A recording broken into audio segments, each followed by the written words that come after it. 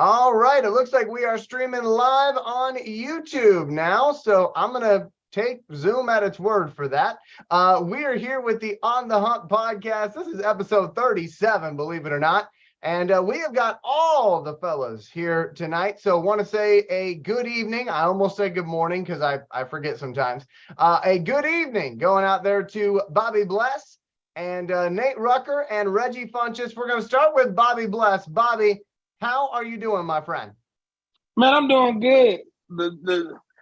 The days get closer to football, I do better and better, man. I just can't wait. This I've been saying the last few episodes, purgatory. But after the 4th of July, it's right there. So I'm doing good. Work hard. Off tomorrow. What's up? I'm good. Nate, how are things going over there in Detroit? Hey, I'm counting down to the Hall of Fame game. When the Hall of Fame game is here, you know it's time for some football. So I'm good, man.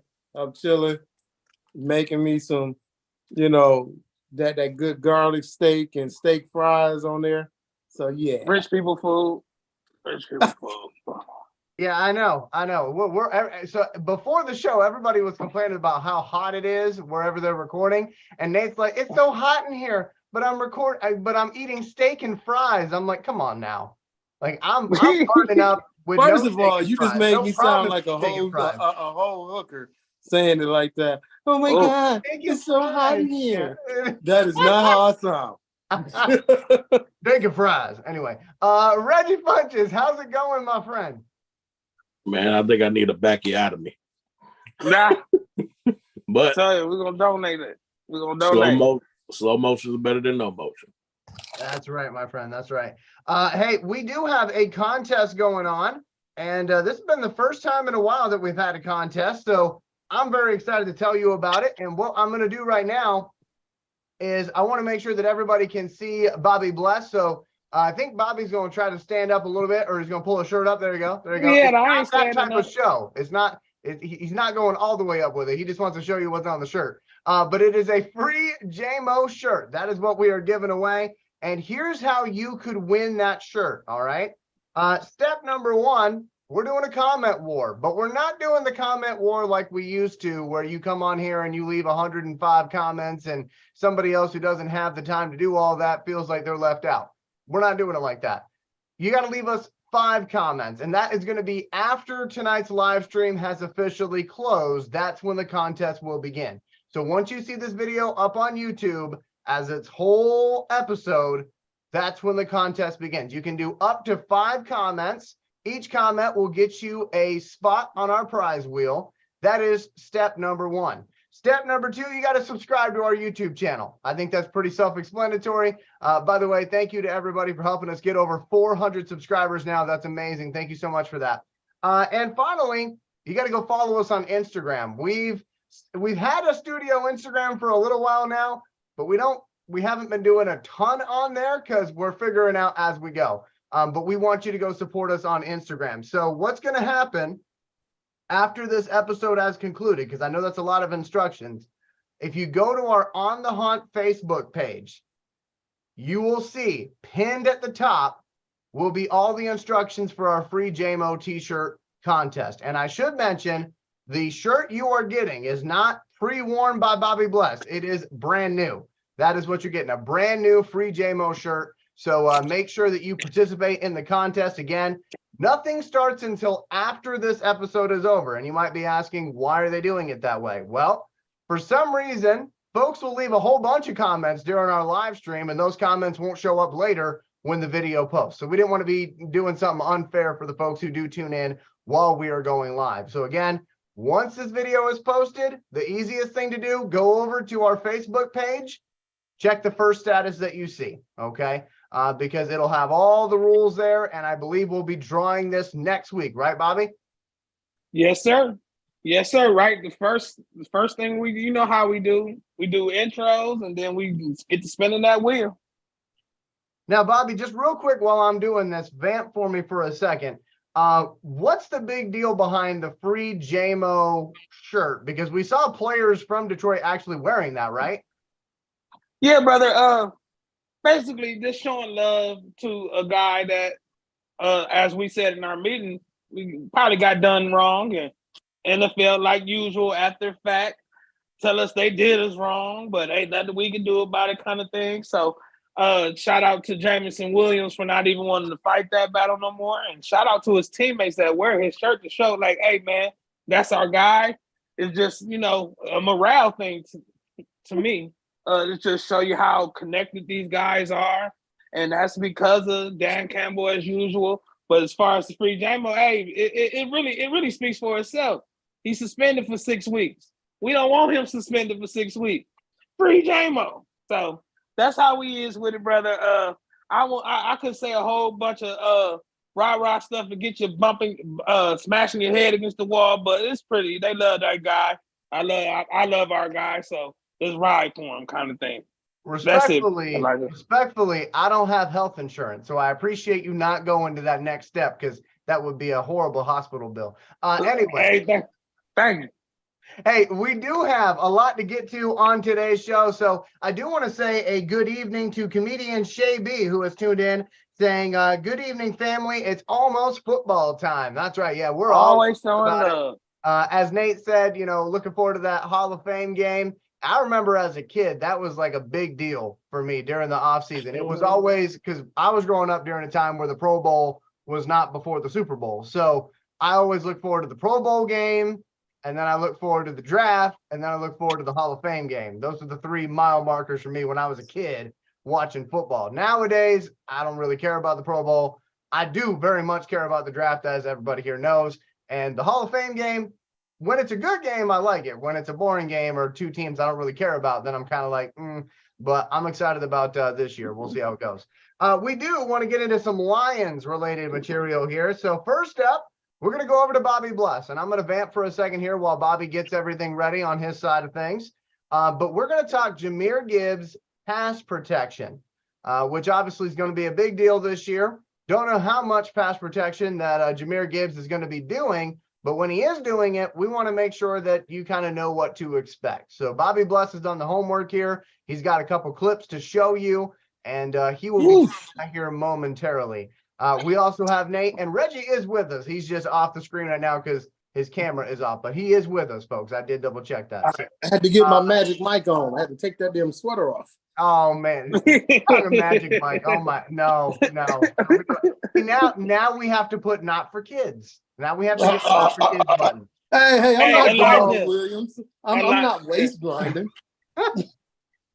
So you got some agile, you mean some lateral moving with your dancing moves, huh? Because that boy sure couldn't move laterally. Oh man, real. Oh man. All right. Unless it was over a beat. So I don't know. But I'm ready to share the screen though, brother. Yeah, go ahead. I was just getting people ready because I wanted to make sure that everybody knew what we were looking at before we go and look at it. Because I know sometimes. Oh yeah. Okay. Sometimes basically, what we're gonna be looking at is, as Nate know, I love running backs, but I'm kind of tough on them when it comes to pass protection. Duke Stalin said everybody got a block here, and if I'm not mistaken, even the assistant coach that's the running back, he really, he really instills blocking in them damn running backs, because a lot of times they're the last line of defense from making the player on the quarterback or not. But Jahmyr Gibbs, we all seen the highlights of him catching, receiving, but it's always good to see how tough and physical. It's always good to see what the star do when he ain't got the ball, when he got to be one of the guys to make it happen. So I always look at that, and a lot of times it determines whether if I like you or not. Even no matter what your highlights say, if you can't be counted on when it's mano tough time, I can't really mess with you. But fortunately, Jahmyr Gibbs is not that case. But here, I'm about to hit that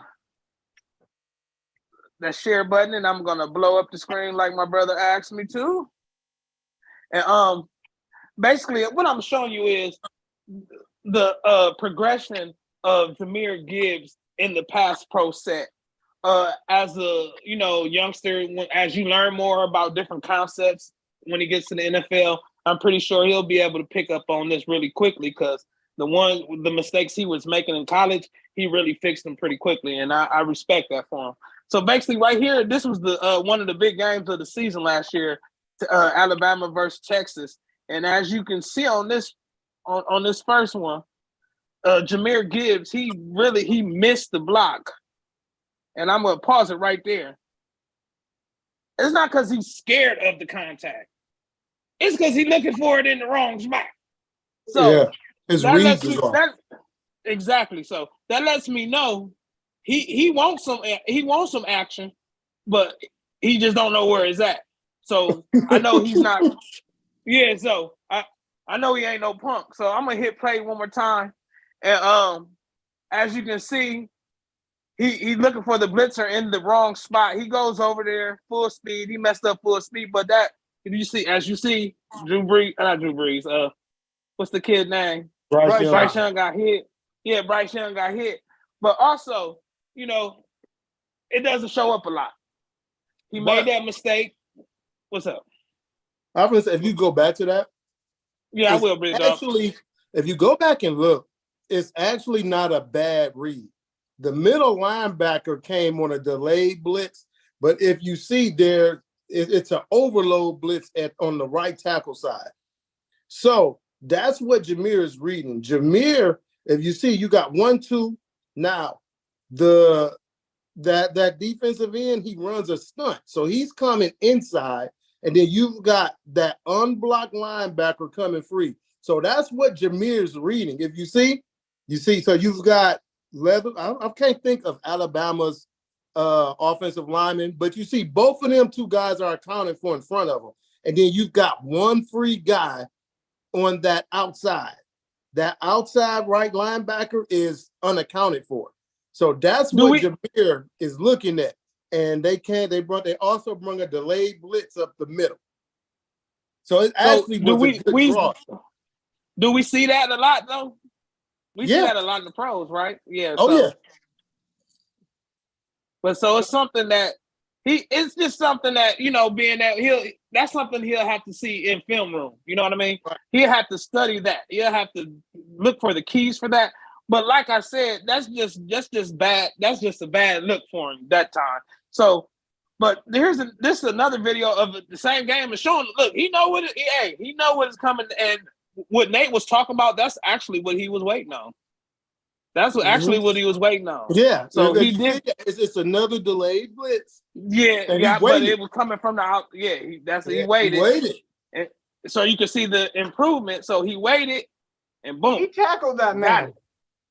He tackled that man. Bryce Young got rid of the ball. That's all that matters.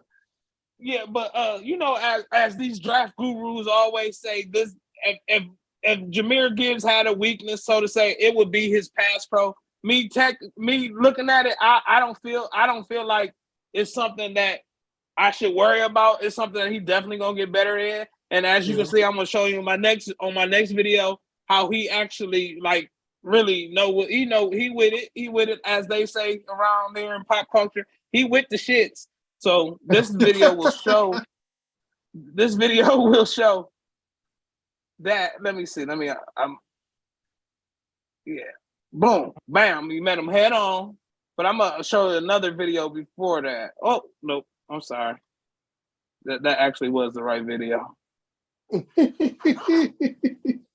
Yeah, but I'm gonna blow it up. But yeah, as you can see, he met the kid head on. So when he identifies where he needs to be, he gets there and he meets them head on. I love that in him. That's just football. That's hard. You don't teach that one right there. So I feel like even though he the speed home run hitter, he got heart too. He ain't no punk. So I'm a fan of that. I could probably go on to see a lot of more mishaps, but I can also show you where he improved that. I could be doing that all day. So as far as Jahmyr Gibbs, Bobby Bless, I'm gonna go ahead and give him Jahmyr Gibbs at least a B in blocking. He leaves some to desire, but hey, he trying. And when it comes down to it, my brothers, That's all that matters when it comes to that blocking. If you ain't trying, that means you probably scared. So I don't think he's gonna be scared out there. I think he's just gonna become more of a playmaker, every down kind of kid. He's gonna have to be on that field a lot, especially if you start blocking. How you gonna take him off? How you gonna take him off? So that's pretty much it for my Jahmyr Gibbs pass pro grading. So I'm gonna kick it to Elijah, the hostess with the mostest. Thank you, brother. Hey, I appreciate that, Bobby. And Nate was telling me during the meeting, he was like, you cannot not talk about Jahmyr Gibbs. So I'll just add a little bit to what Bobby was saying there. I love what Bobby showed us. That's one of the things I can say about all the guys you're seeing on the screen. Like, we do our homework, and that's what makes this show different from a lot of other shows out there. Not gonna name any names, but we are different that way. We don't just say what ESPN says, we go looking for it ourselves. And Bobby does a great job with that. By the way, also want to give Bobby a shout out, because all of the real videos that you see, all the YouTube shorts from the show, that ain't me doing that. Okay. Those are posted when I'm sleeping, when I'm at work. Like I'll just be sitting there and, all of a sudden I see a new YouTube short. That's Bobby Bless doing that. So I want to give Bobby his proper due on that. So thank you, Bobby, for all that you do for the show and the studio. Hey Nate, I cracked the code, man. I cracked the code. But as far as Jahmyr Gibbs is concerned, I think that's something he will get better with in time. I will say, going back to his Georgia Tech days, it was interesting because a simple play like what Bobby showed in the first clip, where the linebacker's coming on a delayed blitz and it looks like there's a slant coming across on the right side of the screen. Something like that at Georgia Tech when Jahmyr Gibbs first got there would have been a very different situation than what he faced at Alabama.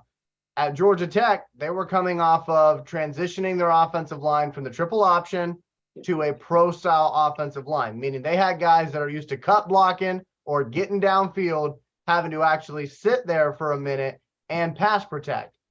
And that didn't go very well, meaning that at any given point on any given play, Jahmyr Gibbs was having to plug the hole or throw himself in front of about 3 or 4 defenders that were coming through unblocked on his quarterback. So that's something to kind of keep in mind, is that like at Georgia Tech, he kind of had to be the everything. At Alabama, they had to say, listen, kid, yes, you are going to be a superstar, but you do not need to try to do everything on every play for our team. We just need you to do this one thing. And I will say, as a former coach, it's super frustrating to try to teach effort. It's one of the things that you really can't teach. Okay. So the fact that he's making a mistake, but he's making the mistake at full speed, you can work with that.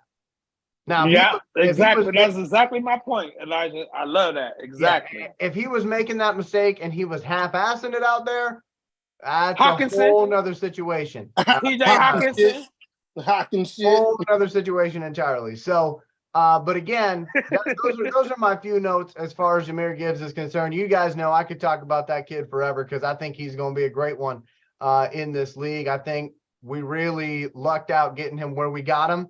I think as time continues on, more people are starting to realize that, which I'm thankful for. But again, we were the first show to talk about him the way that we were talking about him. So I'm just going to put that out there. Right now, we want to go into a subject that I already know I'm going to have backlash on this. The new helmets, okay? They debuted the new helmets with the throwback logo on them. The helmets. Do you got a pick? You got a pick, Elijah? I don't have a pick at the moment, but I can look up one here for our audience at home. So just bear with me while I do that. I want to go to Reggie Funches first, though, on this, because we haven't really spoken to Reggie yet. So, Reggie, what do you think about these new helmets, my friend?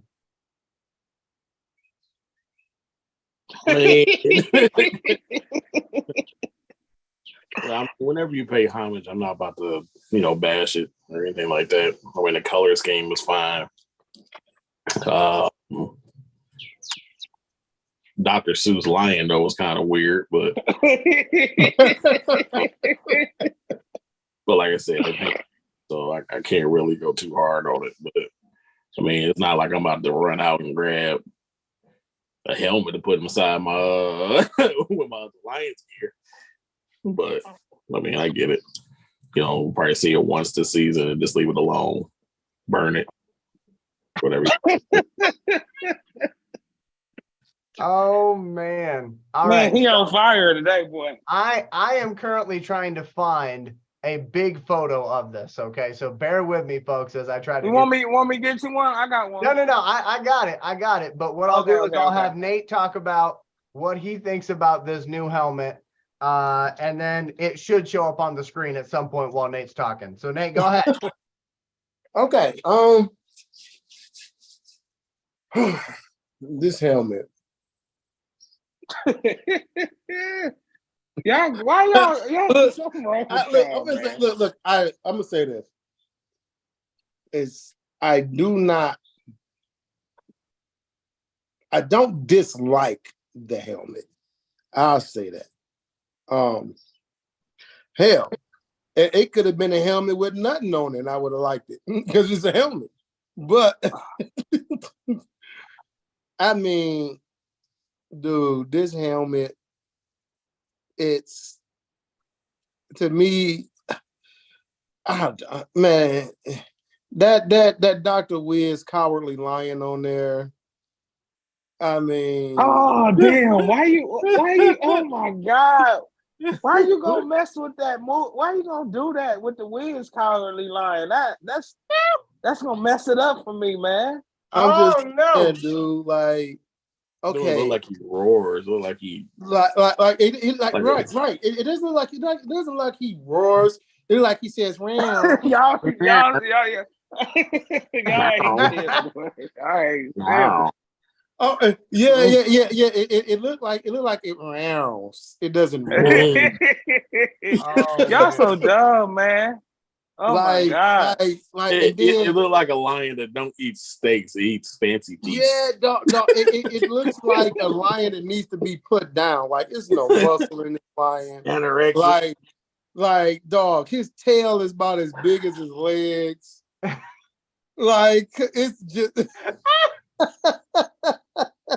Oh my god! So we went from a masculine type lion. Our new lion is vicious, is masculine. To I know what last month was. Maybe that's why. I don't know. No, don't you be doing that now. Don't get our ass in trouble. Nope. No, but for real, I think they could have done better. They could have done a lot better. Actually, one of the fans who, and it was a lady, as we know, she got a lot of press a couple of months, but with her redoing the Lions emblem and things of that nature. They could have did that. They could have used hers. Like, that was ugly. Hers was better than that shit. At least her lion transformed. Shit. That shit right there, man. That lion, that man, go somebody else. I ain't about to get us in trouble. All right. Yeah. So I'll take it from here. So, man, like this is not what we signed up for. I think that's the easiest way for me to put this. This is not what I signed up for. That's for dang sure. So for me, I'll show y'all what I thought we were getting.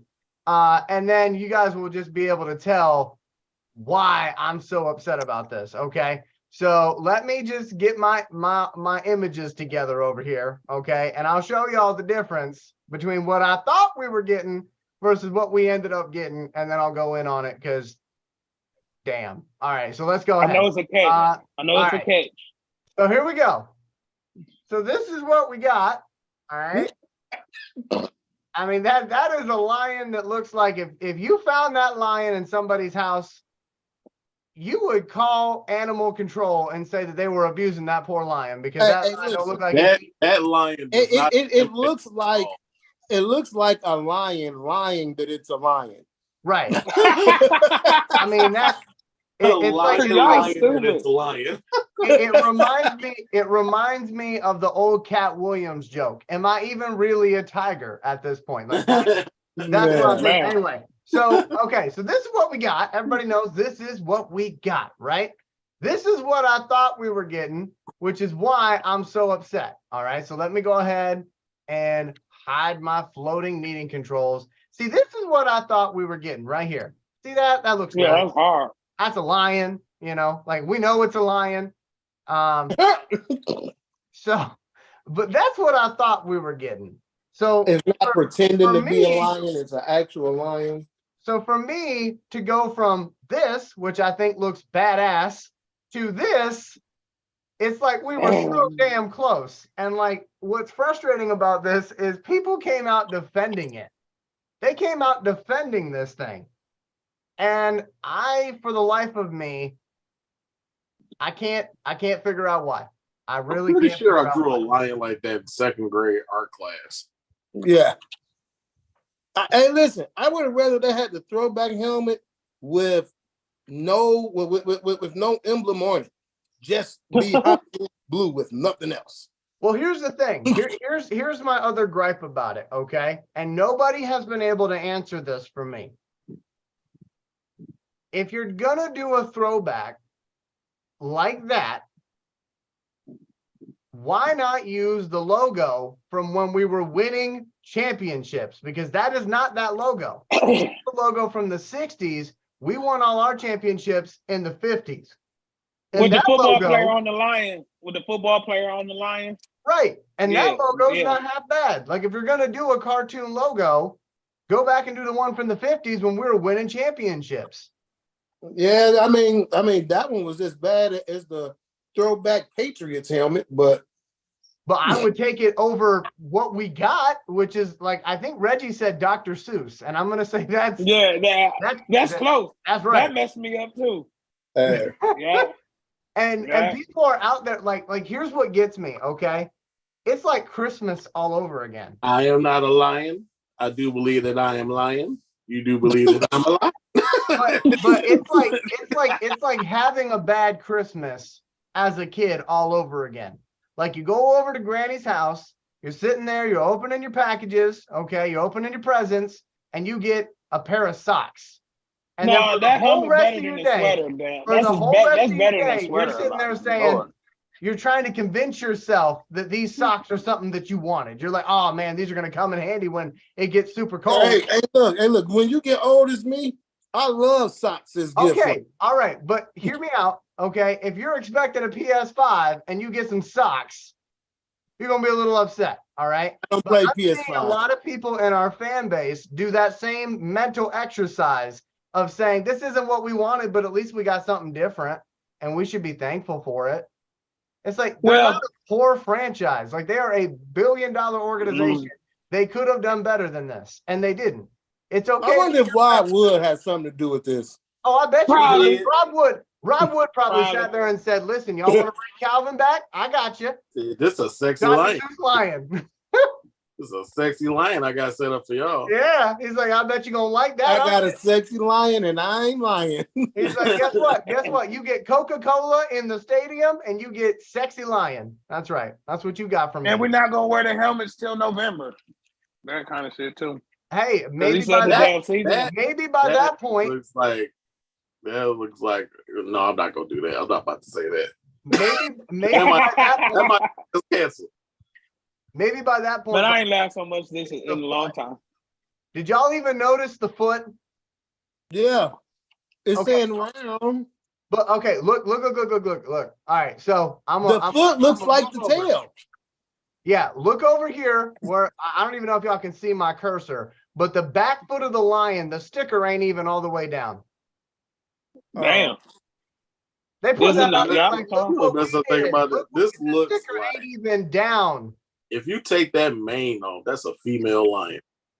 Ooh. Even with that mane, that's a female lion with a beard. Yes.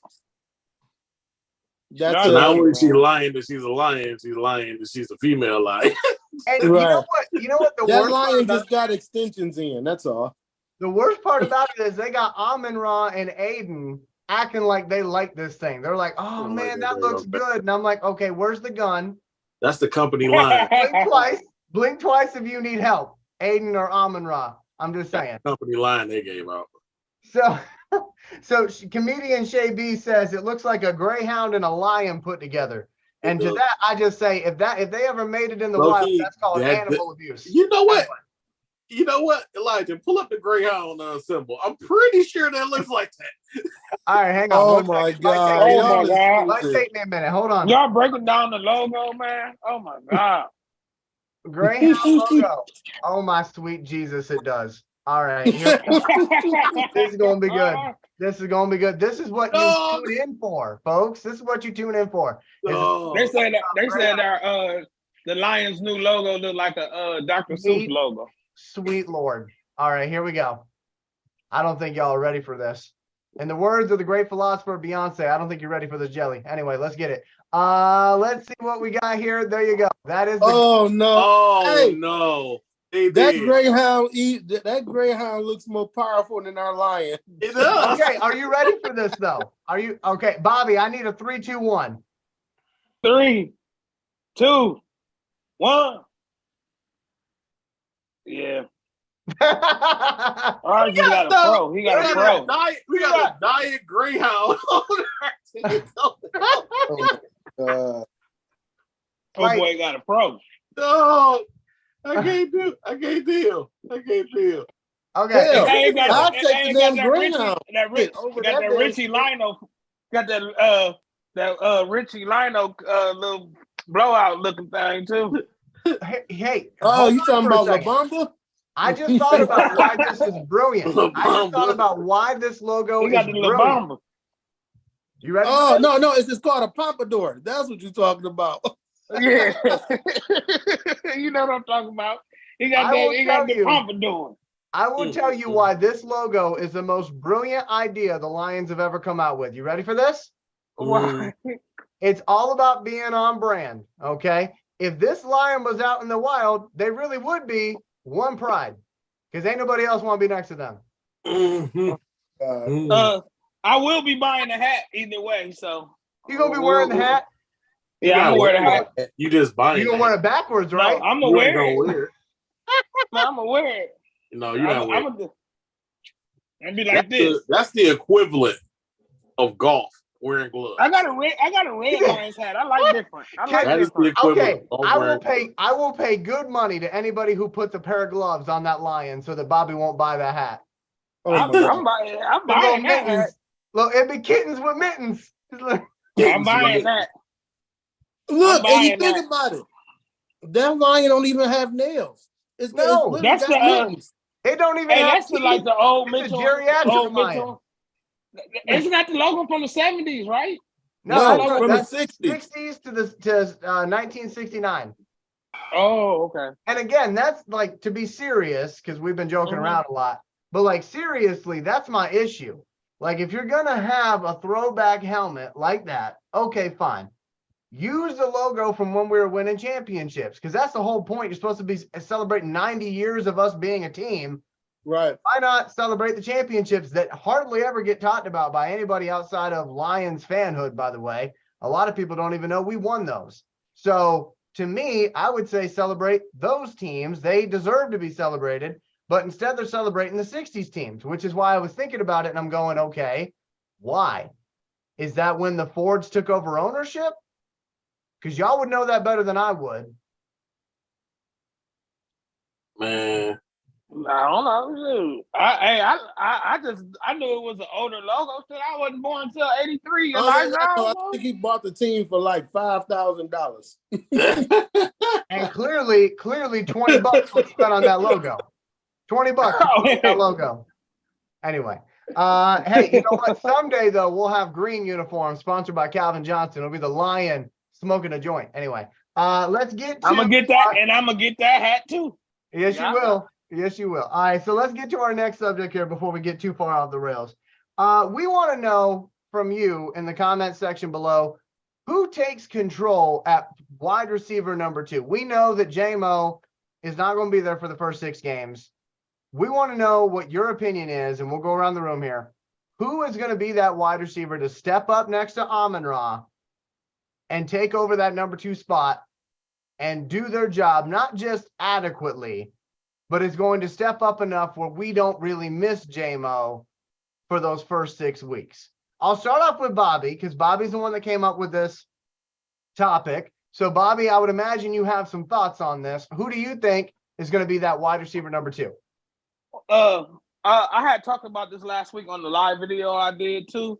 And me and a good friend of the podcast, Alante King, he had a good comment on there.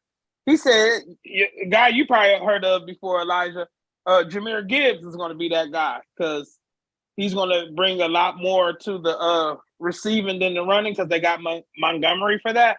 So I can actually see I can actually see with Ben Johnson creativity, running back being able to be the second fiddle in the passing game if used correctly, at least long enough till Jameson can get back. So I'm gonna roll with Jahmyr Gibbs. It seems like this kid is really talented and he's getting a lot put on his shoulders, especially with Jameson not playing. But I don't want to act like a criminal mind profiler or nothing, but he seemed like a good kid that can put that on his shoulders and ready to show the world. So I'm gonna roll with Jahmyr Gibbs, Elijah. That's who I got. Okay, so while I look up a stat, I'm gonna toss it over to Reggie. Reggie, who do you think is gonna be wide receiver number 2 for those first 6 weeks? And please don't say the other team. DeAndre Hopkins. Okay, all right. So he's still holding out hope. He's still. Mm-hmm. All right. Did you have anything else to say about DeAndre Hopkins before I move on to Nate? He a killer, and he need to be a lion, and he don't need to be wearing that weird lion helmet we just showed. He need to be wearing. the helmet might have made it look bad didn't make it easier for us. That might hurt our chances, actually. God damn! I hope that ain't no damn deal breaker. All right, Nate. I'm just like a waitress. I'm catching you in the middle of eating. So, what do you think? Who's wide receiver number 2? Marvin. Oh, I forgot about him. Marvin. Okay. Marvin. I mean, because when you think about it, I mean, coming in this, like, Amon-Ra is a very good route runner, but I don't think he's as good as a route runner as Marvin Jones is yet. Marvin Jones is a elite route runner, and he's always been underrated just because of the teams we had. But Marvin Jones runs some hell of a routes. So I'm rolling with him. Okay. So for me, I'm going to say I see merit in what all 3 of the fellows are saying. Just to add something to what Bobby was saying earlier about Jahmyr, I went and looked up how many catches he had per season in college, just because that is relevant. So at Georgia Tech, his first year there, he had 24 receptions for 300 yards and 3 touchdowns. Then in the next year, they threw 35 passes his way. He caught those 35, obviously. 465 yards and 2 touchdowns. And then in his third season at Alabama, he had 44 receptions for 400 yards and 3 touchdowns. So, I hadn't really thought about that, to be honest with you. I'm kind of ashamed of myself for not thinking about that, but Bobby may have a point there. I mean, it's not like this is somebody who was sparingly thrown the ball. I mean, you're talking, from what I just read, outside of his freshman season, which, freshman season, you're trying to get on the field in the first place. Once he established himself, he was getting over 30 catches a season. The only thing I would say about that, though, is and I don't want to talk bad about our Lions because we just went on a whole 30-minute tangent about the logo, but it is a sad state of affairs when your running back is your best second wide receiver. Agreed. So somebody in that room has got to step up. And right now I'm drawing blanks whenever I'm trying to think of who else is in that room outside of Marvin. What about Sam? What about Sam exactly. Laporta? What about Sam Laporta? I hear about him all the time. And then But George Kittle came out saying something good about him too. So it's probably I think we can put a running back and a tight end to fill Jameson's spot. I don't know, but we got options. But if you have to, actually forgetting about Josh Reynolds, you're forgetting about Khalif Raymond. Like you have He's guys. not a receiver though to me though. Khalif? Yeah, because I mean the reason why I say that because he's so little, man. He's not really like a possession guy. He's like a gimmick guy, like screens. But when you think about it, when you're talking about yards per reception. Yeah, but he's like the guy, like the third option though. Like if you got, I don't know, because don't get it twisted. When he got that ball, he do be moving with it, but it's more of his size where that really he's like, I don't know. He's a tough dude, but I feel like he should be on the team. But I don't really consider him like a threat. And Jameer ain't that much different in size. So I don't want to put words in Bobby's mouth. Okay, so if I say the wrong thing here, Bobby, like yeah. But I think what Bobby's trying to convey to folks is that with Khalif Raymond, if he was that dude, he would have already shown that when this new administration took over, and he was in a room where it was him and not a whole lot else going on when I think he did. Dan Campbell was first there. But he did what he could. But what I'm saying is you don't go from let me play this out. Okay. So Nate, if you are Khalif Raymond, all right, you're playing in a season where there's not a whole lot I'm busting ass. So like so don't use me. So there's not a whole lot of other receivers in that room. Here is your chance to separate yourself from everybody else in that room and be the best that is out there. He didn't do that. And we know he didn't do that because the Lions had a conversation with him going into the offseason saying, hey, we like you, but we don't love you. Well, and so I think for Bobby, when Bobby's looking at it going, we got 6 weeks where we got to stay afloat. Do you really want to be having to go to the guy that you like but don't love, right, Bobby? Yeah. That kind of so like I'm not saying like he a bum or nothing. He ain't nothing special to me. Like he's fast, but he's a great kick returner. He's a special teams guy to me. Like he's an all-pro kick returner. Let him do that. But as far as like, I mean. He shouldn't be our second best option. That's the best way I can put it. I don't ever see him being our second best option. In his defense, though, to go the other way, because I always like to do the devil's advocate thing, and I think Nate would agree with this. That year where Khalif Raymond had that opportunity to be that guy was the first time in his career he ever had that opportunity. Yep, you got to think at Tennessee. He was never truly given that. He was just a speed guy, just for a shot.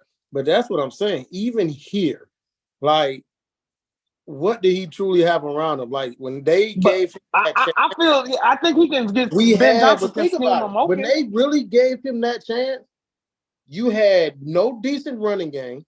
Right. You had nobody else on the opposite side of him. It was like him and Cephas. Right. So it's like, so you really can't say, hey, what he would look like when you have better people around him where I'm not like you say, he doesn't have to be number one. Only thing he has to do is beat his guy because the whole purpose of this is that you're going to be running the ball so that he should be one-on-one. Amon-Ra's going to get the double teams. Khalif should always get the number. You should always get the one-on-one matchups. So that's what you really want from your number two.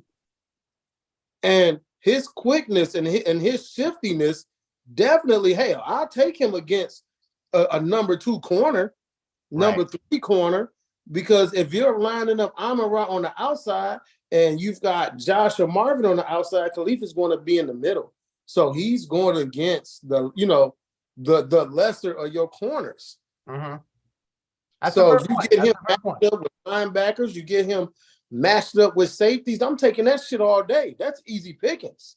So what I think is going to end up happening, assuming that Reggie doesn't get his wish and DeAndre Hopkins becomes a Lion, I think what you're going to end up seeing is you're going to end up seeing a Frankenstein's monster type offense where you get By bits and commit. pieces. You get bits and pieces from everybody contributing. You're not going to have a clear number two. I don't think. I love the question, but I don't think that we're in a position where we have that person to be the clear number two, because right now our number two would be Jamo. Jamo. So the fact that we don't have that, I think you're going to see them try to get Laporta involved, try to get Gibbs involved, try to get Montgomery involved. And remember that when Montgomery is on the field, so can Gibbs be, because Gibbs can be moved out into that slot position while Montgomery's in the backfield. So I think you're going to get a little bit of everybody trying to contribute. But the question is, for me in my brain, is that going to be enough? I mean, but I don't know. Let's be 100% honest. Could you honestly say that Jameson coming into this season was going to be a number 2 wide receiver? It ain't, because we don't know what routes he run. That's right, Nate. That's what I'm saying. But that's what I'm saying. Like, we don't know. I mean, he's been working on his route running and all this, but you can't. Yeah, but it's still a question mark. You see what I'm saying? So even with him not being there 6 games, whatever, to me, that's truly a benefit to let him continue to get better working on the routes, because even like I'm saying, him coming into the season, who even says he was even going to start or be the number 2 anyway? Okay, Good point. And I agree with the point that Nate's making. Okay, but if you look at the expectations, right? We always talk about that, expectations versus reality. Yeah. We always talk about it on the show. At the end of last season, let's be honest with ourselves. The expectation in that moment when the clock hit 0 at Green Bay, the expectation was Jamo was going to play a full season this year, and there was a good opportunity that he might actually overtake Amon-Ra. Go back and look at some of the comments. Fans were saying that. They were saying now that he's got a in the system, he's got more speed than Amon-Ra. Look out. Whoever you let tell you that, you should have busted him in the face with a wet sock. Okay. All right. But hell no. If DJ Chark would have stayed, I still wouldn't have put him in front of Chark. He still would have been the number 3. What I'm saying is, because you asked, can we actually realistically expect him to be the number 2 based on what we saw last season? That's what you asked. I'm talking about us. I'm not talking about these. Us is a different story. But I'm saying the fan base as a whole. I said us, not Luke. So I will address that. But the fan base, though, there were a lot of people who said, you drafted this kid number 12 overall in the first round. You drafted Amon-Ra in the 4th round. For Amon-Ra to be doing what he's doing, he's already overcompensating for where we picked him. He's already, outperformed his contract. Hey, exactly. Look at it this way. To be honest, them same fans. But the expectation was, if you draft somebody number 12 overall, they need to develop into your number 1 guy. But remember, everybody said, all the fans said that they reached too high for him anyway. So they didn't have their expectations for him aren't as high as we think they are. Everybody knew he was coming off an injury. A lot of people said he shouldn't have been drafted at number 12 anyway. So again, it's just the same people listening to ESPN instead of themselves. Right. No, I agree with that. And I think another thing that doesn't help the Jamo conversation and what made a lot of people pump their brakes and go the other direction is the suspension. Because let's be honest, if you take away that suspension, if that never happened, and you got Jamo lighting it up in minicamp, you got Jamo lighting it up in the training camp, lighting it up in preseason, I guarantee you there would be people having that conversation being like, yeah, it's great that we had Amon-Ra, but look at what Jamo can do. Because everybody gets infatuated with the new thing. Everybody wants that, that new thing. No, I don't think so. But now that he got suspended, they're like, oh, well, now there's questions. Well, no, I mean, but that's just okay. Oh man, I hate being the one to do this. That's a certain group of people. Cultural. Huh? Cultural. It's cultural. Yeah, there you go. There's a cultural thing, and that group of cultural people is the ones that did that. Right, the racist. As far as yeah. He's too stupid to read his contract. He's that. Oh, fuck him. We don't need racist. And then these be the same fans. And then they be like, oh my God, I gotta go get a Jamo autograph. Oh my God. Look. Like, come on, man. Like I said, we can call it like it is.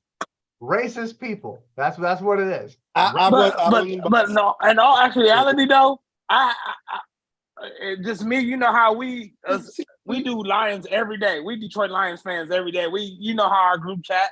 We always talk. If we see an article, we throw it in the group chat. Me personally, I have not once yet envisioned Jameson Williams as the number one receiver. Even like what he showed, he's a complimentary guy. I have never thought he was even going to ever be like a good route runner like St. Brown, because I did this week. I did a route running video on St. Brown. He has a long way to go before he even can say he can be a good route runner, because let's be honest, he ain't played yet. It ain't been on film yet.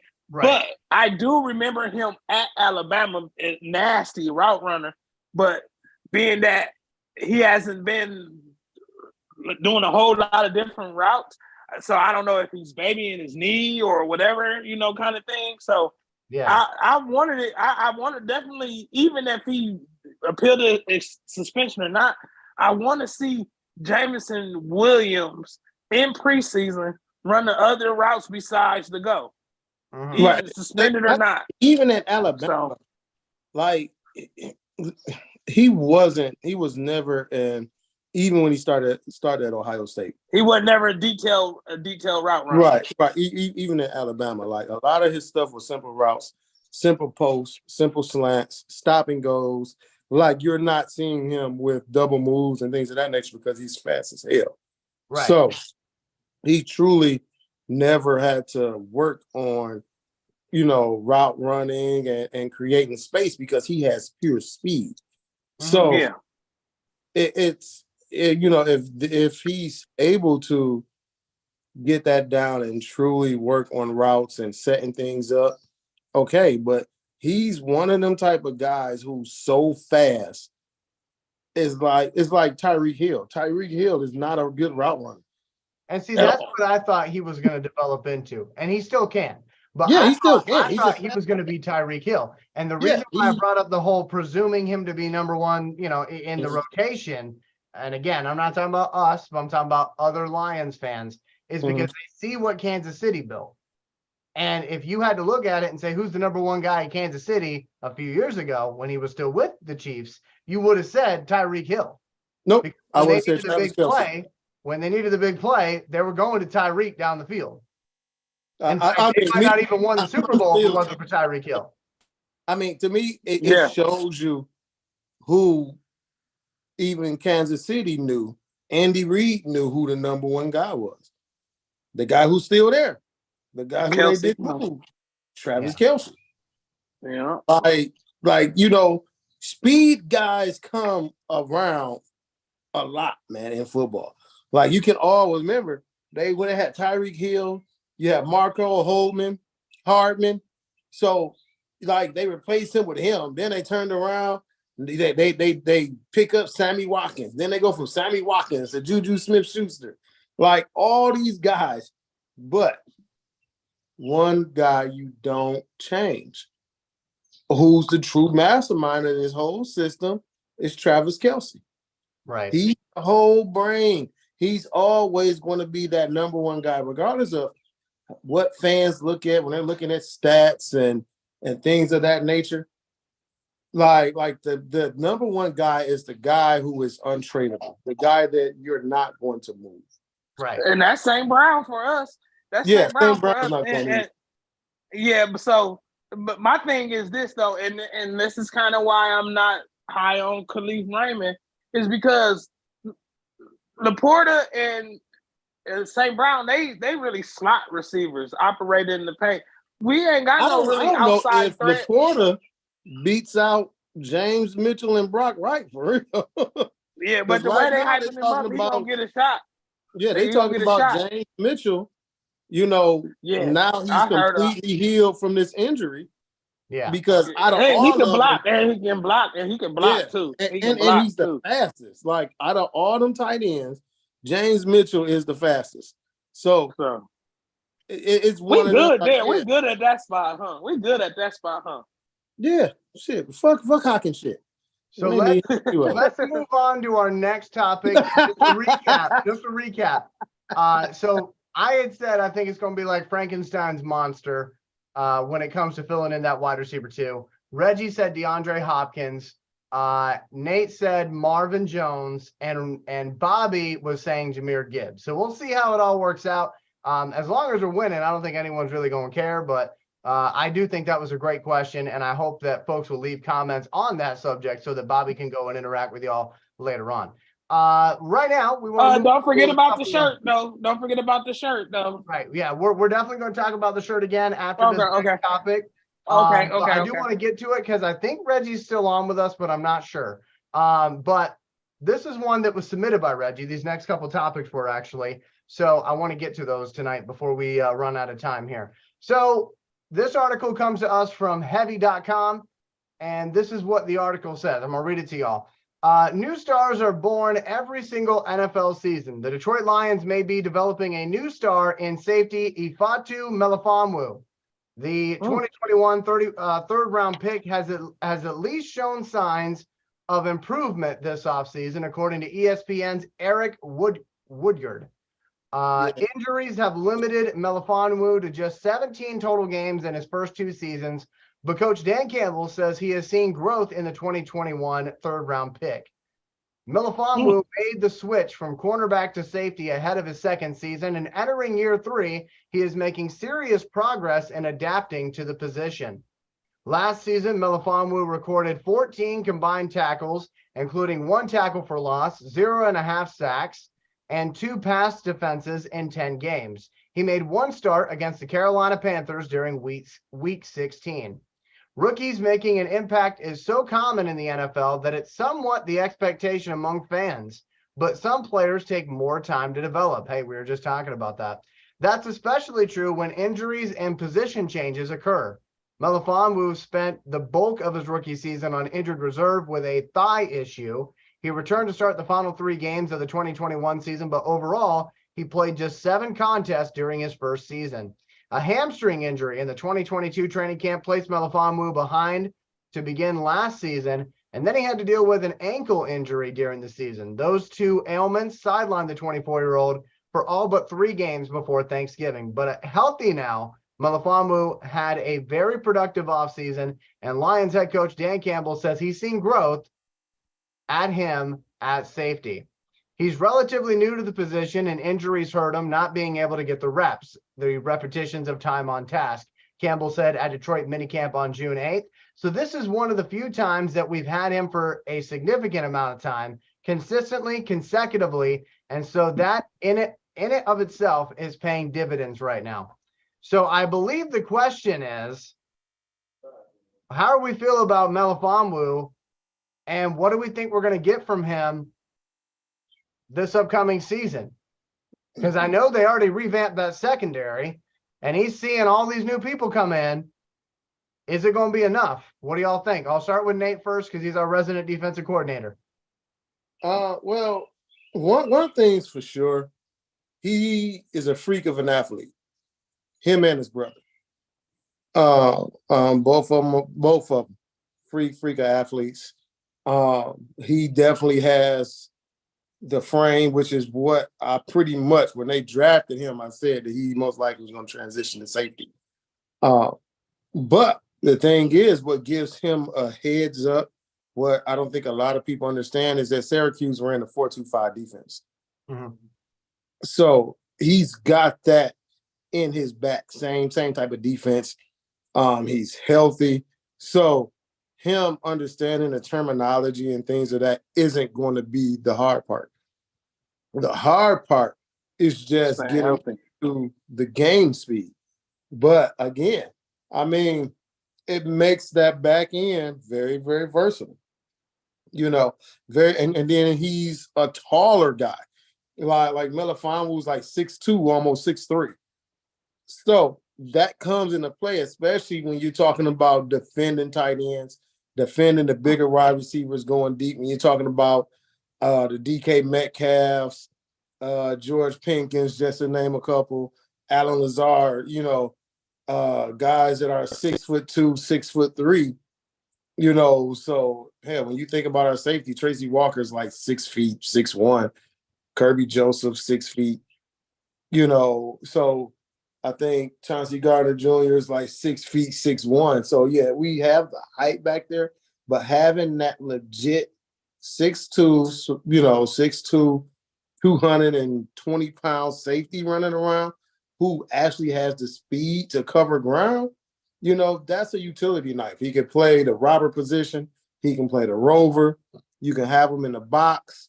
So he does bring that versatility. And one of the things we talked about with that 4-2-5 was them being able to get depth. That's the key. Mhm. So, with him already knowing what he needs to do and the responsibilities of that defense, I think only thing he does is help. He's definitely not going to hurt you. So I can see, if he gets on the field, he's definitely should be able to help. Bobby, your thoughts on Melifonwu? I'm good with it. I always like to give a youngster with a lot of injuries a healthy shape. And like similar to what Nate said, I didn't know. Nate with an info nugget like usual. I didn't know they ran that same defense at college. So he's not only he's a step above a lot of these guys that he competing with, because he already know where you're supposed to be when you're supposed to be there. So I'm gonna give him a chance just for that. But to be honest, I'm interested to see how all these guys in the secondary gonna move. All these dudes are new entities, and even with Jerry Jacobs, because he played well at times too. So, and then I was reading an article earlier. He's competing for a starting spot. So, I love the I'm keeping him competition in in the that slot. secondary. I don't want Jerry Jacobs on the outside. Yeah, me either though. But I just love the competition, and I love like they got rid of some guys. So, and these guys that we did get, none of these guys is guaranteed to be here long. So shit, they all on a job interview.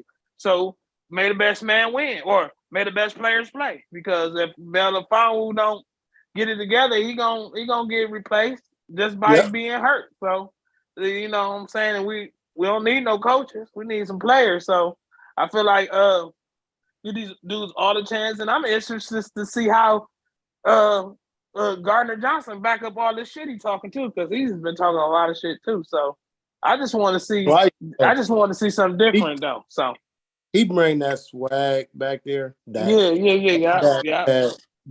confidence, like that super confidence, and that's basically he's teaching these young guys, man, believe in your talent. Don't let what the record was or what your team record may have been define what you are. Your talent still is who you are, regardless what our record is, or regardless what your record was. You still should have a chip on your shoulder. You still should be confident in yourself. Believe in your talent, talk your shit, and then the more talent we get, it'll be easier for the show. But again, ain't nobody gonna have more confidence in you than yourself. Exactly. So I love it. Talk that shit. So for me, I'm gonna say something now, and I hope I'm wrong. Here we go. It's that point in the show, which, by the way, we got like 5 people watching right now, so we appreciate those. Hey, we need folks who a are tuning in. sponsor. You need a sponsor for this part of the show. God damn it! Yeah, I know, because I usually end up unfortunately being right. So Oh my those God. 5 folks, hey, do me a favor, like this video for me, leave a comment, and make sure you hit that subscribe button. We would greatly appreciate it. Share it, y'all. So Put it here on we y'all go. page. Do whatever y'all got to do, man. Here's Continue my thought. love. Share it. The more you share it, man, you really are a part of the team. Hey, you helping us, you getting it. So continue to share it. Hey, you part of the On the Hunt squad. So hey, share it. So here's my thought, okay, on this whole situation. So Melanfalu, of course, I've said his name right the entire time I was reading the article, and now I sound like I'm drunk. But you know what player I'm talking about. There we go. Thank you, Nate. So here's the deal. Here's the deal. I think this preseason is going to be the most important when it comes to our secondary for 3 players. And I honestly believe those 3 players are fighting for the same roster spot, unfortunately. I'm talking Melifonwu, Kirby Joseph, Jerry Jacobs. Somebody is not going to be on this team by the time they do that 53-man roster. So I think this preseason is going to be super important to those players. And I know that a lot of folks are going to say, well, Elijah, Kirby Joseph had a great season last year. He did. He did have a great season last year. But we've been fooled by that type of thing before. If you look at Uwarie, who had a... Oh, don't do it. Don't you? That's what you was... Hey. See, that's what he was doing, Nate. Oh, my God. Okay, but hear me out, though. Hear me out, though, because I was guilty of this, too. When Uwarie had the season that he had, and he had all those interceptions, I'm like, okay, here we go. Because I remember when he got drafted, it was talked about like, hey, he's got a high ceiling. He could be a ball hawk. Last year, Kirby Joseph had a great year as a rookie. All right. I'm not trying to take anything away from him with that. But I think him, Jerry Jacobs, and Melifonwu are fighting for the same spot because of the players we've added in free agency. I do think Kirby wins out because he's the younger one. And I think that they're going to look at it and say, well, look, that was his rookie season. Imagine how much more we could do with him. But Melifonwu, he's in danger. Like I would almost say hit the panic button on Melifonwu, because if he does not perform in the preseason, he won't make the roster. He ain't going to make the roster. It doesn't matter how great of an offseason he had. And that's where the whole preseason darlings thing comes into play, because there's a lot of players out there that you're going to be hearing reports about that you don't normally hear about because they're trying to hype up the preseason. I'm trying to think if he's practice squad eligible, because the 3 guys who they've got another 3 guys who are on the roster last year that are, to me, are in deeper water than those 3 guys. Like, don't forget, we still have Chase Lucas. You have AJ Price, and then on top of that, you got Tracy Walker coming off of ACL, who I think is in a bigger is in a bigger complexity than anybody because of his age and coming off of ACL, and because of the season Kirby Joseph had at his spot. So the heat to me isn't on Melifonwu or Jacobs. Your heat is, to me, you got Chase Lucas, AJ Price, Tracy Walker. That's where I think those 3, because Walker again, he just signed that contract. So just signed that contract, goes out ACL. Right. AJ Price, Chase Lucas was, an undrafted guy who transitioned, made the squad. They kept him over. He was okay. He got hurt, but they was able to sign him to, the practice squad. Yeah. So this is why I'm wondering if Melifonwu is practice squad eligible. I don't think Jerry Jacobs is, but I think those other three guys are in more of a Well, deeper pool than those guys. And honestly, you could just add the guys you just mentioned to the guys that I mentioned. I mean, that Yeah. makes it even more of a crazy situation. I mean, you got 6 guys trying to position themselves so that they could eventually get that maybe 1 or 2 spots. But you I know mean, what we getting? that's crazy to me. And I think the preseason games, like I said, there's not as many anymore, which we know that. And a lot of times those preseason games for some guys, they don't mean shit. For other guys, they mean the world. And I think for that secondary, it's going to mean the world. And you might not see a whole lot of Charles Gardner Johnson in the preseason because they need to figure out who's going to be behind him. And the crazy part is, you know who we forgot about? Who opened up a spot on his own? Who's that? 25. DJ Moore. 25. Yeah. Oh, Moore. No, I thought he got cut. Didn't he get cut? That's my point. Yeah, he opened up a spot because he got cut. I'm with it. I'm with it. So CJ Moore was a mainstay. He was their special teams ace. Yeah. Like literally that spot. And he had just signed that contract. He was solidified there. Mm-hmm. Like they and for good reason. He's a good guy. So now my thing is we know that spot's open. Yeah. That's one spot that we know for sure that they're going to want to fill with one of these fast guys because CJ Moore was fast. So we're going to look to fill in that fast spot. But then again, like I said, the other guys, you still got, to me, Will Harris is, I don't know why they want to keep this dude at corner. I just do not know. And he got re-signed and everything. They love him, man. So I'm not sure what they saying, but whatever. They love him. If they made some plays out, Nate. I mean, he made some plays, Nate. If they can figure out how to keep all of them, and I think that's pipe dream at this point. But if they can figure out how to keep all of them on the roster, that special teams unit better be amazing because you're going to have a lot of people who wouldn't normally be on the special teams unit who are out there just to get some playing time. Because I can't even imagine, and I hate to go back to Georgia Tech on this, but I will for a moment. When they were running the triple option, what they used to do is, because their coach never had a play sheet. Paul Johnson never had a play sheet. Instead, he had everything up in his head. He knew the triple option because he had been coaching it for years. But every single offensive play, they would send in a running back with the next play. And that's how they were able to get in like 7 or 8 running backs in a game at Georgia Tech. And I'm looking at it and I'm going, could they do something similar with Dre Bly in this secondary? And would it work out? Because I know there has to be kind of a synergy or a gel between all of these players. And if you're changing guys out every couple of plays, number one, you better hope that the other offense isn't going, hurry up, because if they are, you won't be able to do that. As we saw, the Eagles unfortunately couldn't, bring in their guys against the Chiefs, their rotations. But it just makes me wonder, is there any way, if they were able to keep everybody, that they could do some type of rotation where they get everybody some work this season? Or no? I feel like secondary is different than the other defensive groups.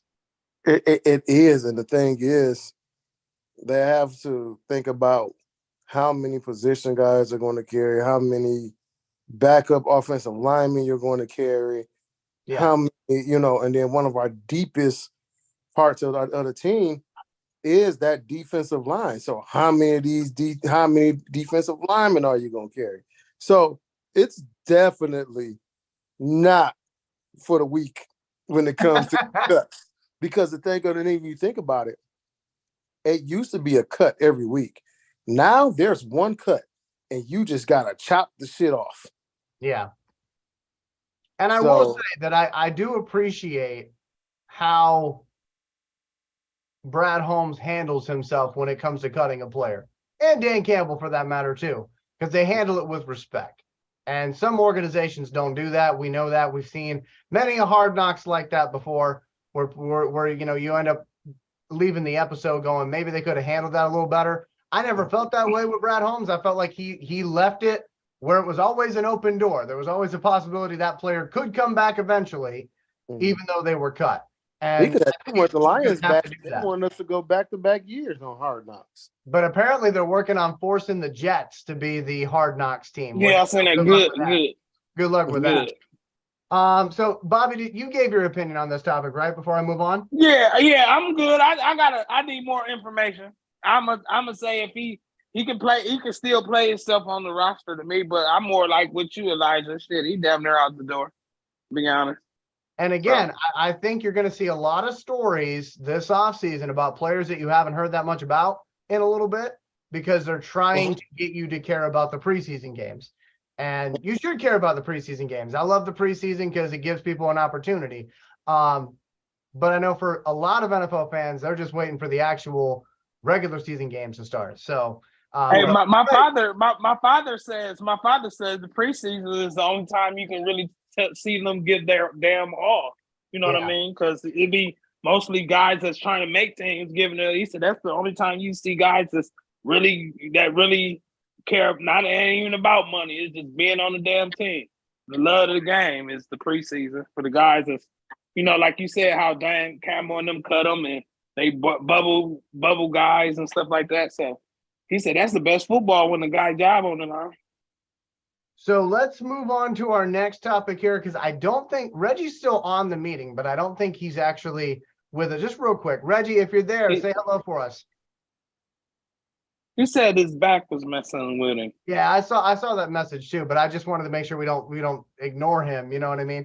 Okay, let's go on to our next topic here. Again, this is one that was submitted by Reggie. By the way, Keith is on the same page as Nate is with Tracy Walker. So wanted to make sure that I gave Keith some love here on the stream because he was leaving a bunch of comments.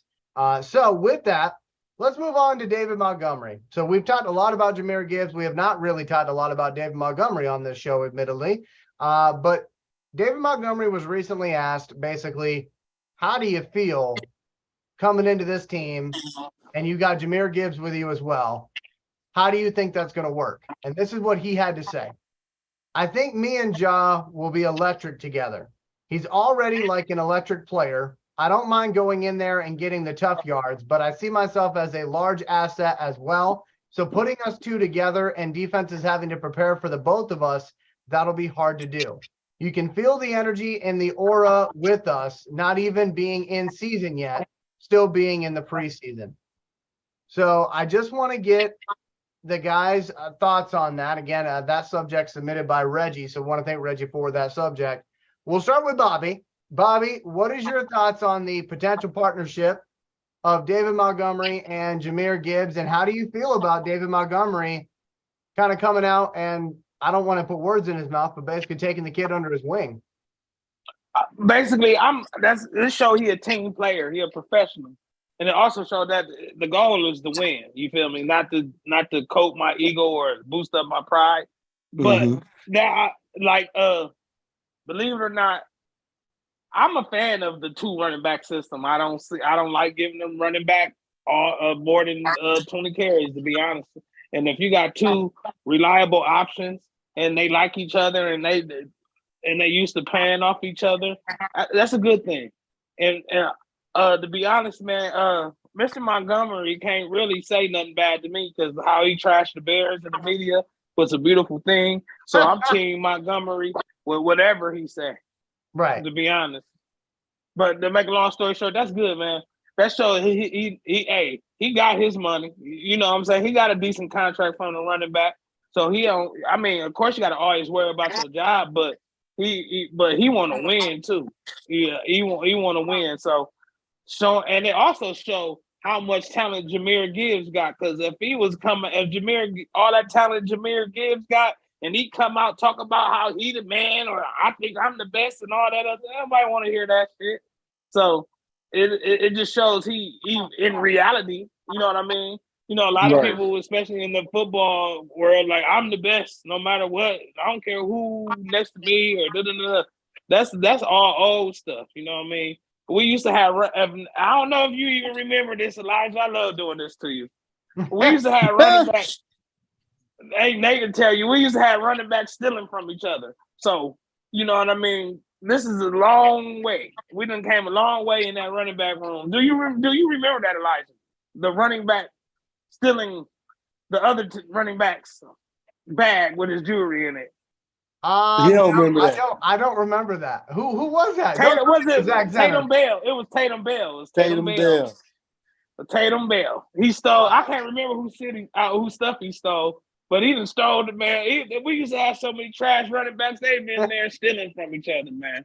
So we done came a long way. I like these dudes. So yeah, as long as they ain't stealing, they hug each other. They ain't stealing from each other. They say nice things about each other. It's a good thing.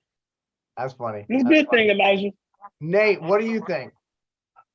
I like it. I mean, one, like you say, like Bobby said, he trashed the shit out of them and just left their ass. They talking shit like, it ain't always everything. What we say, the grass ain't greener in Detroit and blah blah blah. He came right back and said, yes, the grass is greener in Detroit. Like, yeah, he owned them Bears fans. He owned them Bears fans. That's why I love him. He's like, that's my favorite player. Same thing. It's the same thing, like Charlie Gardner said. Hey, listen, hey, people they know the talent. They gonna fuck with me anyway. But what he said, is it's not. I won't say it's a company statement. Mm-hmm. It's just the fact that he gets to see what Jahmyr Gibbs does while they're in practice that we don't. Yeah. So he sees the catching ability. He sees the burst. He sees, the ability to make guys miss in the comparison to Alvin Kamara. But then at the same time, he like, listen, hold on now. I ain't chopped liver either. Mm-hmm. Yeah. Exactly right, man. Like you say, hey, I definitely believe, yes, he's better than Jamal Williams. So, hey, it is like I can say, hey, we call Jamal the king of the 1 yarder, which is fine. But hell, you put David Montgomery in that same spot, but David Montgomery is faster. He has better hands, and he has some elusiveness to him. Now, the one thing that Jamal Williams was one hell of a pass blocker. Mm-hmm. So yes, he might have been the best in the league at running back. Man, I think Sony Michel is the best pass blocking. Yeah, but he top 5 for sure. He top 5, no doubt. He was top 5, no doubt. Yeah, I seen Sony Michel lay out a couple of linebackers. Like, I remember. So I think for Stafford ass. Yeah, go ahead, Reggie. Scroll down to the last statement that he made. Okay. All right. Let me see here. So the last Cuzzo's back. Trying. Okay. All right. So I got it here. It says, this is David Montgomery speaking to the press. He says, I enjoy being in a place where it's like that. It makes me be more excited about what's to come. When you got a whole group of people around you and the city is behind you, kind of know the kind of work that they put in on a daily basis, the least you can do is go out there and give everything you got. Bring them back a ring. Bring back the Lombardi. So that's what David Montgomery said. So I get why Reggie had me read that. I know I read that horribly, but yeah, he's basically trying to pump everybody up. So Reggie, while we have you for a second, before we move on, anything you wanted to add? I mean, that's the biggest thing right now. Like, while I do appreciate what Jamal was when he was here, he's kind of taking the same approach that David Montgomery is, the whole team, like kind of throwing some shots and stuff like that. But that's just the kind of people they are. They're trying to embrace the team that they're with. They're trying to get everybody pumped up and ready for this season. And quite frankly, we got higher expectations than a lot of teams in the NFC right now. So having a guy that's ready to embody what we want to see as fans, which is, being hard knit, working hard, grinding. That's who David Montgomery is, and that's why I'm happy he's here. Well, I certainly can agree with that. So I do want to, before we move into our last topic of the night, believe it or not, we finally got there. So before we do that, I want to remind you about the contest that we're running. This is a free Jamo shirt. We're going to give you a brand spanking new free Jamo shirt. Bobby Bless is doing his very best Vanna White right now, showing off the shirt. Got it right here. For you. It is a brand new free Jamo shirt, and there's a couple of things you got to do in order to win this shirt. Now, the contest does not officially begin until this episode is all done, okay? And the reason why that is because while we're getting all these comments during the live stream, we can't figure out why, but basically they disappear once the live stream's posted. It doesn't make any sense to me. Why give folks the option to comment if it's not going to show up later? I don't know. Yeah. In order to be fair to you at home, okay, we want to make sure this is fair for everybody, whether you watched it the night that we recorded it or you watch it 2 days from now, okay? Once this episode is posted, we need you to do a couple things. If you want to win that free Jamo shirt or have a chance to win that free Jamo shirt, you got to subscribe to our YouTube channel, which you're already on, so go ahead and do it. The second thing you got to do is leave us some comments on this video. Again, after this video is posted, which will be here in probably like 25 minutes or so, okay?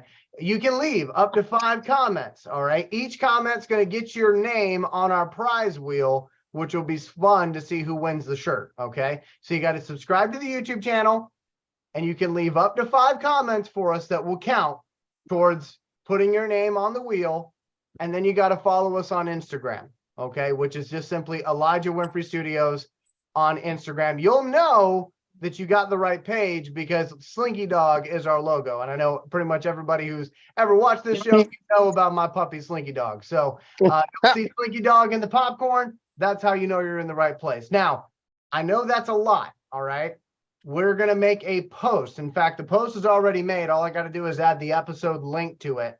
But there is a post on our On the Hunt Facebook page, which will be pinned to the top of the page with all of the rules, okay? So if I explained it and you got questions or you're confused, first of all, I apologize for confusing you. But second of all, it's all right there in black and white on our On the Hunt Facebook page. So go check out the rules there. And that way you are not missing out because we will be giving away that free Jamo shirt on our next episode. All right. So we'll see what we get, but we know comment wars in the past got wild and crazy and people were leaving like 100 comments. So that's why this time around we said 5 comments. Oh boy. And that's all. 5 comments and that's all. That way you don't have to sit there and waste your whole day commenting. So if you want to add more than 5, that's great, but only 5 are going to count for the prize wheel. Last subject that we got for you, it is all about DeAndre Hopkins. So if Reggie wants to take this one away, I will let him do that. But I want to intro Reggie here by saying DeAndre Hopkins, he's still out there as a free agent. He had conversations with the Titans and the Patriots. Supposedly there's mutual respect between him and the Patriots. And a lot of Lions fans, like Reggie, are hoping that maybe our Greyhound Lion did not completely ruin our chances of getting DeAndre Hopkins. So, Reggie, if you're still there with us, my friend, take it away on your thoughts. So it looks like a lot of people around the media really think that the most logical spot for DeAndre is here in Detroit. Shannon Sharp made mention of it. They were starting to ask questions of Amon Ra when he was on the NFL Network about whether or not they feel like Hopkins should be here. It really kind of, we talked about this a couple weeks ago. When it comes to Hopkins, you're talking about somebody that is, well, first of all, he's a famer. That's the biggest thing. He's a famer. And actually having somebody like that on this team, helping to groom Amon Ra, helping to groom Jamo, it really shows what his value could be to this team. And I hope that he feels that way too, because if he does, this really could be a special year, in my opinion, because, you don't get the opportunity to add that type of talent with that type of experience at the same time during the season. So getting somebody around like that, like we were having a conversation earlier about, who would step up while Jamo was out. being able to add a veteran there where there's no drop off. You just had this uber talented guy stepping in and doing what he does best and make plays. That's a takeoff. Shit. Yeah. So I'm all on board with him being here. So I don't know how y'all feel about it. Okay, so before Bobby goes in on this, okay, because I already know.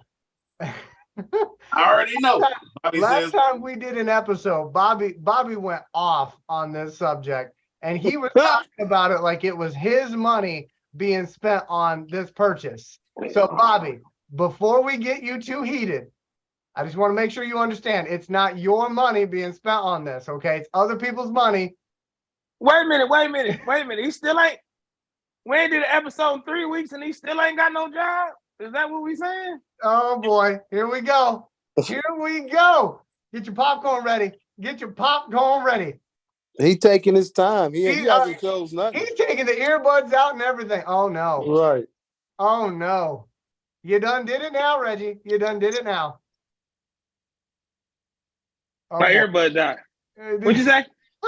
I said, I'm just telling everybody that you're about to go off here. So no, I ain't about to go off. I still feel the same way, and I guess everybody else that get to pick wide receivers in the NFL feel the same way about them. They ain't ready yet. So, time to tell.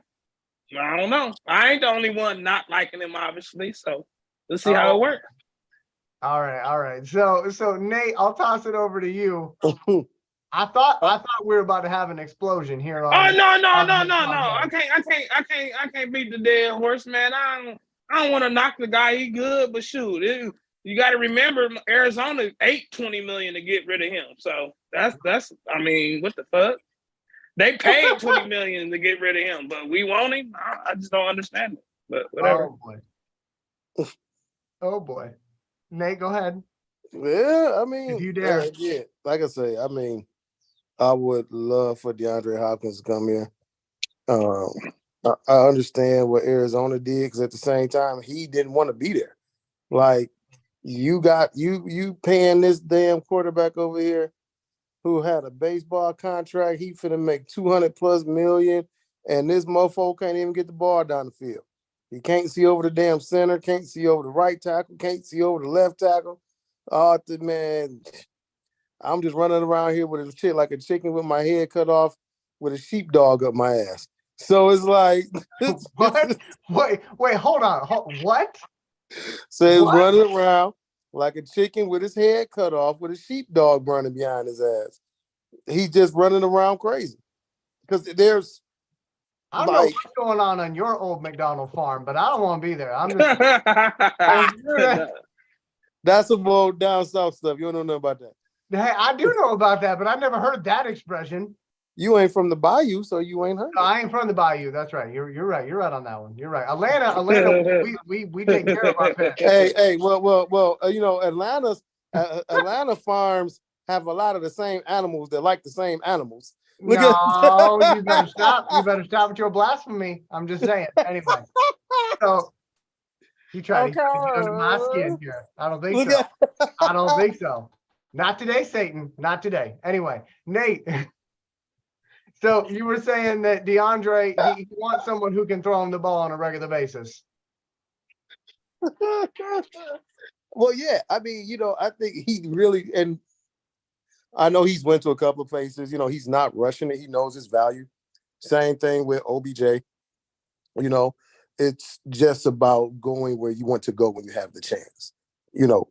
And looking at it, it's like, dude, like I'm not in my age, my talent, I'm just not to sign. And I'm just not about to sign anywhere. Mm-hmm. When you get to a certain level and you've accomplished your personal goals, now it's about that Lombardi trophy.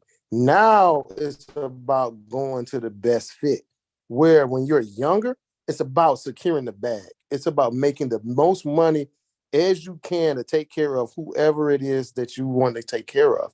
As you get older, your mindset changes where now I'm just not chasing the money. Yeah, I know my value, but there's also, goals that I want to go down is like, yes, I want to win a trophy. I want to be an NFL champion. This is why we play the game. I want to make, game winning touchdown, whatever in the Super Bowl. So all those things come into play when you're talking about picking a destination, because I'm pretty sure if he wanted to, he can go down there to the goddamn Browns and they'll pay him whatever the hell he wants to. But are the Browns going anywhere? No. They could do the same thing with Carolina. They ain't going nowhere either. You know what I mean? So Yeah. So teams also know, like, okay, look, he's not looking for a rebuild situation. He wants to go somewhere where they are competing for that Lombardi trophy, which is, which is the reason why he hasn't signed nothing. Like my resume is, and my resume is, wherever he goes, he's not going to be the Jerry Jacobs, the Melifonwu, and what's his face, and Kirby Joseph fighting for position. Wherever he goes, he's going to be that guy. He's not going to go where he's got, you know what I mean, where he's got somebody looking over his shoulder. Because as a wide receiver, there's not too many guys that's in his league, especially, when you're talking about what he's accomplished, where he will have the fear of somebody looking over his shoulder. So I would balance it out by saying, if it's for the right price, I could be agreeable to it, because I do see the value that he would bring. Okay, I can't deny that. I can't deny that he's probably going to be a Hall of Famer at the end of his career. I do think, as I said on the last episode, people forget it's a "what have you done for me lately" type world. We all know that. And as far as DeAndre Hopkins is concerned, he's went through a couple years where people forget just how much of a beast he actually is because of the people throwing him the ball. It's kind of like when Calvin first came to the Lions. Now, Calvin didn't come in here and everybody said he's a beast. Like, he had to work at it and be that guy. We always knew he had second year. We always knew he had the potential. But my point is DeAndre had a few years where he had a steady quarterback, and we all knew he was that dude. There was no question about that. And then all of a sudden, he starts getting the ball thrown to him by backups, by people who aren't even tall enough to ride the amusement park ride. Like, it's a whole thing. So I think the last couple of years have really hurt him when it comes to the court of public opinion, and whether or not people see him on this team. I will say, I don't think there's a high likelihood that he joins the Lions, because I think if the Lions were going to get involved in this, they would have already been talking to him. And supposedly it's the Patriots and the Titans, because I don't think Brad Holmes would want to put anybody in a situation where they're having to catch up really, really fast with everybody else. If he was going to have him, we would have already had him 3 weeks ago. Agreed. So I definitely. But I'm not gonna rule out everything, because I have seen crazier things happen. I just feel like Brad Holmes wouldn't want to do that. He would want to get that guy into camp now, get him working with Jared Goff now, and not wait on it. But we'll see what happens. But I get where Reggie's coming from. It would be exciting. The more the time goes on, the less likely I see this being. And I thought he was going to be on the Ravens. That's what I thought. I thought he was going to go over with Lamar Jackson and play for the Ravens, but they're not even in the sweepstakes right now. So if too many guys over there, and the type of offense they run. Yeah, but if it truly is the Patriots and the Titans, I hope he doesn't go to the Patriots, because I don't see that situation being good for him. My question is this, not to cut you off, brother. Go ahead. How much do you really want a guy gone to give up to eat $20 million of salary to make sure he leaves? Okay, but here's the thing. I don't think it's so much that they want him gone that badly. I think that the Arizona Cardinals are suffering financially because of previous mistakes they've made. Not to go off on a tangent, but I'll give you an example of what I'm talking about, okay? So Warner Brothers Pictures, all right? Everybody knows Warner Brothers. They recently just got finished with the Flash movie that came out, Okay. It came Didn't out, do shit. it didn't do barely anything at all. Okay. There's like, it's historically 50, bad. 50, The movie, 50 million in like 3 weeks or 2 weeks, something like that. right. The movie is not bad. I went and saw it. I really enjoyed it. I had a good time with it. But overall, because of bad decision after bad decision after bad decision, Warner Brothers is actually really suffering right now. So much so that they're actually selling off $500 million worth of their music that they've acquired over the years so that they can try to stop the bleeding. It's not because they hate all that music. I mean, we're talking about music from Prince, music from Batman, all sorts of different stuff.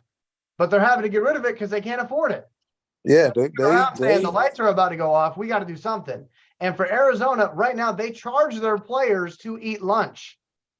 They charge their players for water.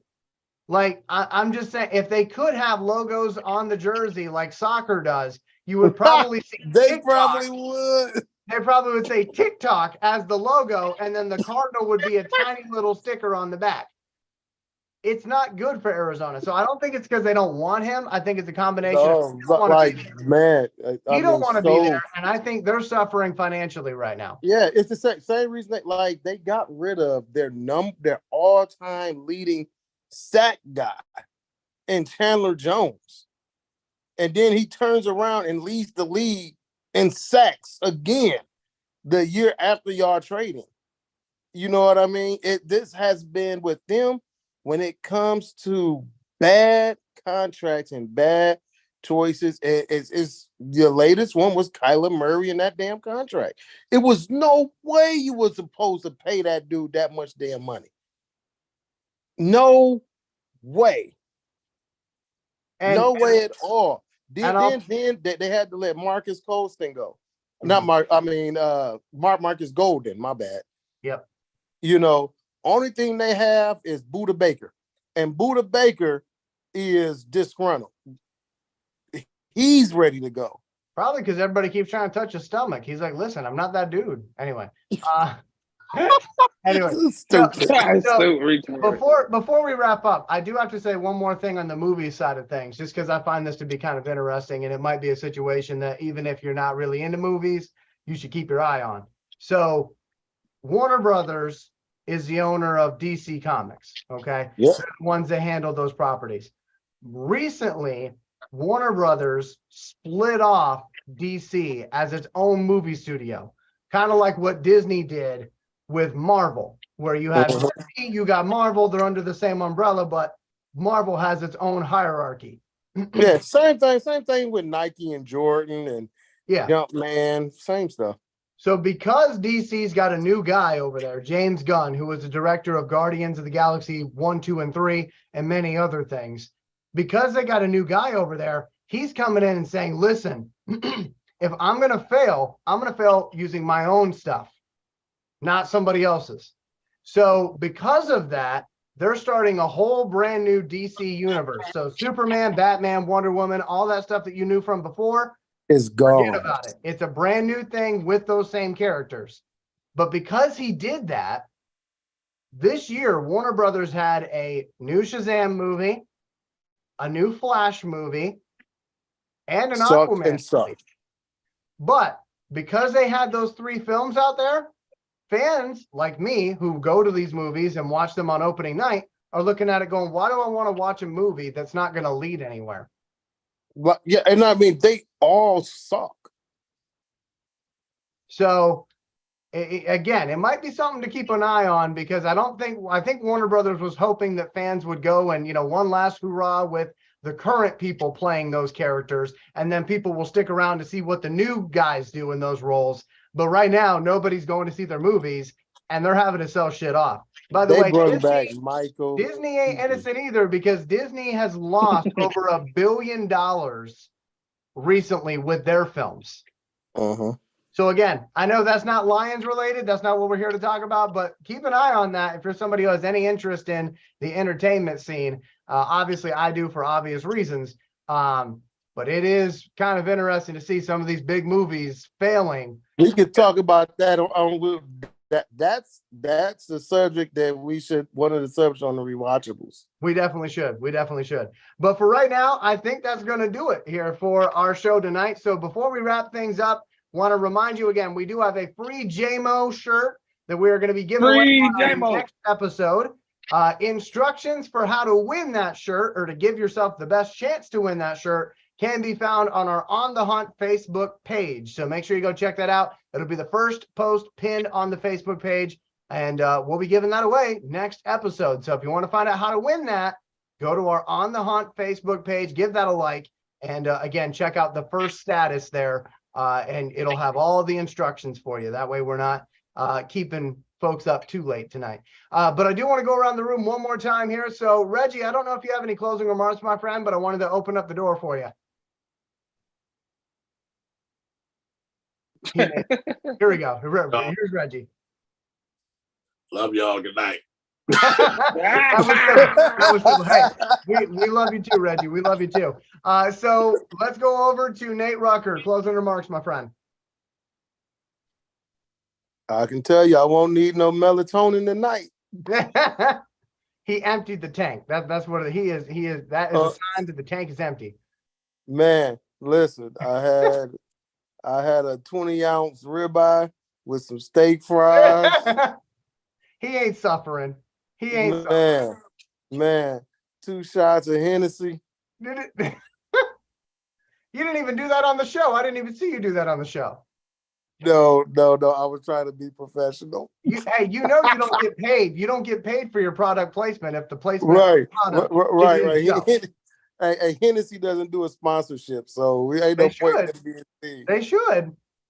I think it would be an entirely different show that way. Anyway. You ain't lying. We'll be the Tipsy Podcast. There you go. On the Blunt with Bobby Bless. I'm just kidding. Oh my God. So Bobby Bless, before you go to bed, y'all is delaying my On the Blunt podcast with so to say. But anyway, if that ain't a shirt, I'm gonna be sad. That's got to be a shirt. On the Blunt podcast. Yeah. And I'm still waiting on my On the Hunt t-shirt. Bobby, you've been slipping, man. He's slipping. Man, I'm gonna do right. But yeah, man, it's good talking this Lion stuff. Make sure you do whatever you got to do to get the shirt. Make sure you like Elijah Winfrey Studios. I'm gonna be making reels about the contest. We got till 3:00 next Tuesday till we'll cut the deadline off. 3:00 next Tuesday. So so guys, be looking out for my reels and stuff, advertising the contest, and may the best man or woman, because comedian Shay Beebe winning stuff. So let me get the shirt. Come get this shirt, man. I got it right here. And go Lions. And that's it for me, Elijah. I don't got much more to say. Love you guys too, like Reggie said too. Yes, my friend. So just real quick, I'll take a moment here and then we'll wrap this thing up. So you may have noticed recently that there's a lot of stuff on our YouTube channel, and a lot more stuff in like the last 2 weeks. So just to give you a brief rundown of what's here, so that you can go and check out some of the other content that we got. It's all studio related content. Like it's all stuff that we do. We have a game called Fae. It was actually made by our art director, Jay Morse. It's an RPG game, kind of like Dungeons and Dragons. So if you're into that sort of thing, check out the Fae playlist. There's a lot more videos on that now than there was previously, because he's been doing like weekly uploads. So check that out. They're like playthroughs of the game, so you can see what the game's all about and see if you're interested in maybe picking up a copy. That obviously helps Jay out. We love Jay, so we wanted to give him a shout out. Second thing, we have another show called Licorice Pizza with Don Despot. Donnie is a good friend of mine, and he has started to do a podcast to be a part of the studio. It's all about vinyl records, all about bands and artists that mean something to him. He's done episodes on Garth Brooks. He just recently did an episode on the band Alabama. It's not all country music, so check it out. I think this Wednesday is doing a show about Huey Lewis and the News. So if you're into Huey Lewis and the News, check that out. I do a show on Fridays called Movies That Move Me. In fact, I actually have to record some more episodes of that. I'll probably do that tomorrow because I'm tired. But basically, that's a show where it's not movie reviews. It's not movie recommendations. It's me talking about the films that I take inspiration from And that way you can kind of get to know my filming style a little bit more. So if you're interested in that, check that out. We also have the Rewatchables podcast, which just started last weekend. Bobby Bless and Nate Rucker, they're on that show. I made a guest appearance last week, but it's all about movies, video games, and trading cards. And I'm trying to think, I don't think I left anything out, but there's a lot of stuff we're throwing your way these days. So check it out here on the channel. It's all studio related stuff. So when you like those videos, you're helping our team out too. So I just wanted to make a mention of that. So with that, I want to say good night to everybody. So for Reggie Funches, for Nate Rucker, for Bobby Bless, the #1 Lions fan, you know, and for me, Elijah Winfrey, hey, be good to yourself, be good to others. We'll see you soon. Whether you root for the Detroit Lions or the Detroit Gray Lions, you know, Greyhounds and Lions, hey, we hope you have yourself a good night. Be good to yourself, be good to others. We'll talk to you soon.